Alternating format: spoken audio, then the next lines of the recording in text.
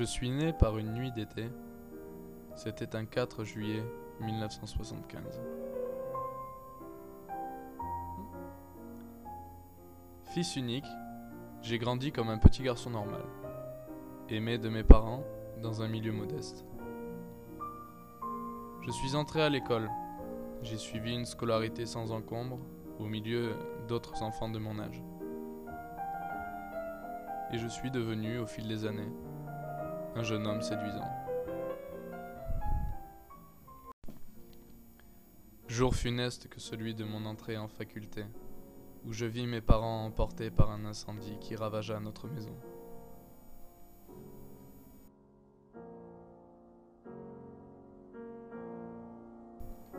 Ce jour-là, tout a basculé.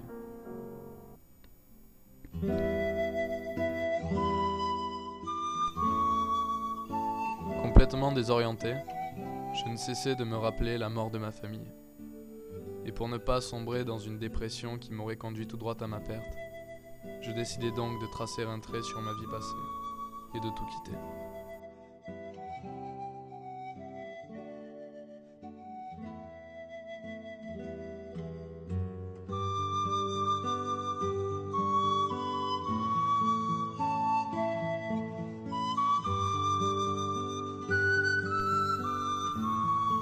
Où aller ? Je ne le savais pas. Pas encore, tout du moins.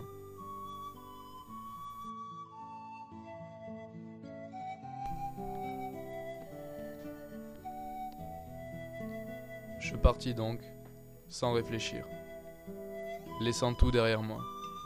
Ma maison, l'endroit où j'avais vécu toute ma vie, avec mes parents et tous ceux qui m'avaient aimé.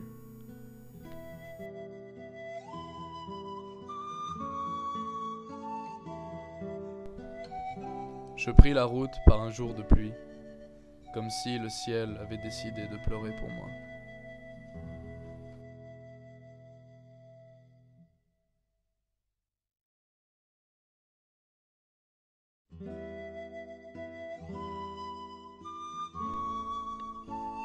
J'ai marché longtemps, très longtemps, à travers les forêts et les montagnes. Cela a-t-il duré des mois, des années ? Je ne le sais plus.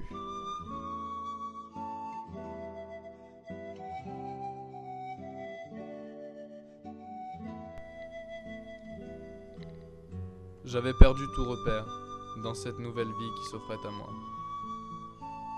Traversant des contrées inconnues, sans jamais me retourner, livré à moi-même dans un environnement hostile que je ne connaissais pas.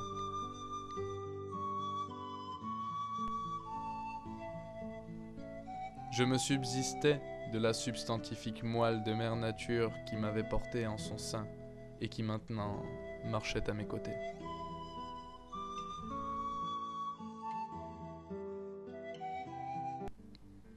Mais au cours de mon périple, j'eus un accident. Je fis une chute, me heurtai la tête contre un rocher. Et là, plus rien. Ce n'est que plusieurs jours plus tard que je repris conscience, dans un lit qui n'était pas le mien. Et en me réveillant, ce fut lui que je vis en premier.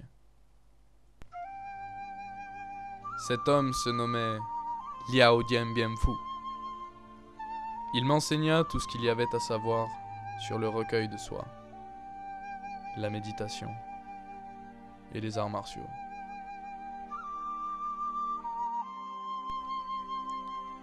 Durant 10 années, je me suis consacré aux arts premiers de la reconstruction du moi, à la recherche de la paix intérieure.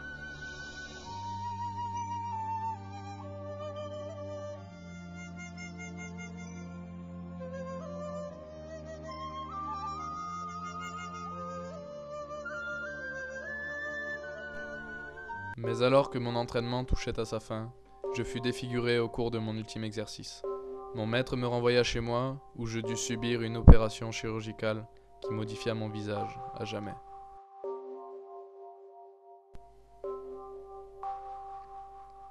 L'opération fut délicate, car mon visage lacéré n'était plus qu'un monceau de chair sanguinolente.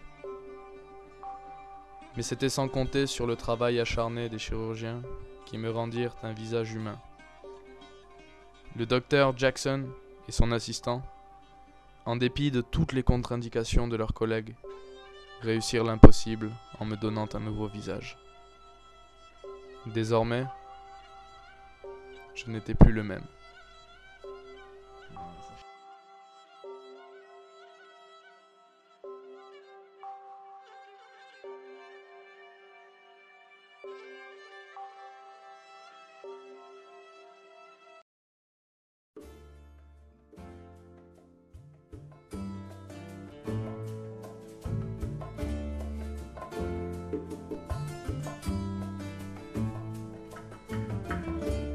Voilà, et maintenant mon nouveau visage m'a permis de me lancer dans le cinéma d'action.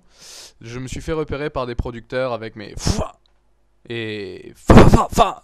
Et là ils m'ont dit ouah, c'est toi qu'il nous faut. Et maintenant on me connaît sous le nom de Jackie Chan.